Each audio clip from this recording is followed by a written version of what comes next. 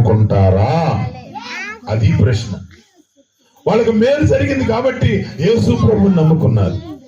వాళ్ళకి ఉపకారం జరిగింది కాబట్టి యేసు ప్రభువుని తెలుసుకున్నారు.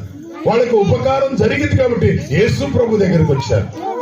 దయచేసి చెప్తున్నా, ఫలానా కులం అనుకోబాకండి. యేసు ప్రభు అందరికీ దేవుడు.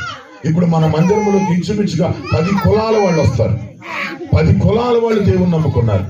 ఏమి వాళ్ళ కులాల్లో వాళ్ళ దేవుళ్ళు లేరంటారా? మరి ఎందుకు యేసు ప్రభు కావాలని వచ్చారు? వాళ్ళకి యేసు ప్రభు అంటే వాళ్ళకి ఇష్టమైంది. హల్లెలూయా. యేసు ప్రభు అంటే వాళ్ళకి ఇష్టమైంది. యేసు ప్రభు అంటే వాళ్ళకి ప్రాణమైంది.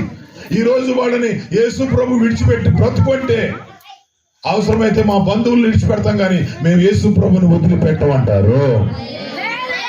మా రక్త సంబంధికులను వదిలిపెడతాం కానీ మేము యేసు ప్రభుని వదిలిపెట్టమంటున్నారు. ఎందుకు? యేసు ప్రభు అంటే వాళ్ళకు ప్రాణం అయిపోయాడు.